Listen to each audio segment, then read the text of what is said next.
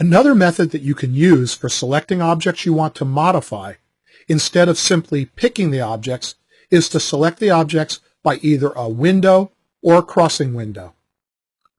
From the Modify panel on the Home ribbon tab, I'm going to select the Erase command. Notice that the command prompt is asking me to select objects. I can see the small pick box, which allows me to move my cursor over the object. When the object highlights, I can simply click to select that object. But instead of moving the cursor over an object, if you click in an empty spot in the drawing, AutoCAD will then automatically create a selection window. There are two types of window. Depending on the direction you move your cursor after picking that first point, if you move your cursor to the right, this is known as a selection window. Notice that it displays with a solid border and a blue background. Any objects that are entirely inside this window will be selected. Those objects become part of the selection set and will be modified by the command. If you move the cursor to the left, this is known as a crossing window. Notice that this window has a dashed border and a green background. Any objects that are entirely inside this window or that cross its border will be selected. The objects inside or crossing the window become part of the selection set and will be modified by the command. Let's look at an actual example. If I click over here on the left in an empty spot in the drawing and then move my cursor down and to the right, notice that AutoCAD automatically displays a window. Again, I can tell that it's a window by its solid border and blue background. If I move here and then click so that these three lines and the circle are entirely inside the window, notice that they are selected.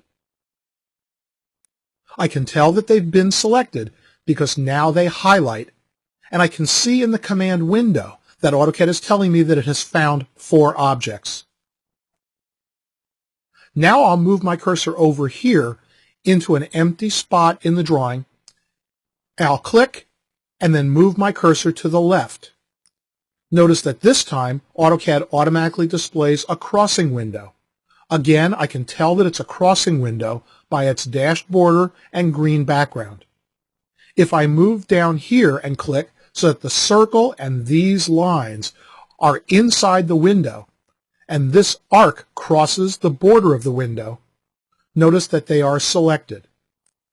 Again, I can tell that they've been selected because they now highlight. And again, I can see in the command window that AutoCAD is telling me that it has found 9 more objects. Because several of the objects had already been selected, it also tells me that 4 of the objects I selected were duplicate. They were already in the selection set.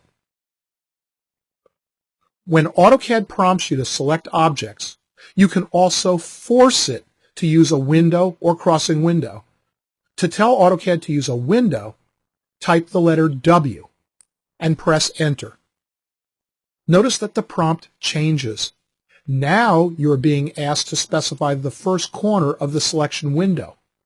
After you click, when you move the cursor, it doesn't matter if you move it to the left or to the right. AutoCAD will use the window selection because you specifically told it to use that method. Remember, with the window selection, only those objects that are completely inside the window will be selected. To force AutoCAD to use a crossing window, when the command prompts you to select objects, type the letter C and press Enter. Again, the prompt changes. After you click to specify the first corner of the window, when you move your cursor, it doesn't matter if you move it to the left or to the right. AutoCAD will use the crossing window selection because you specifically told it to use that method. And remember, with the crossing window, any objects that are inside the window or that cross its border will be selected.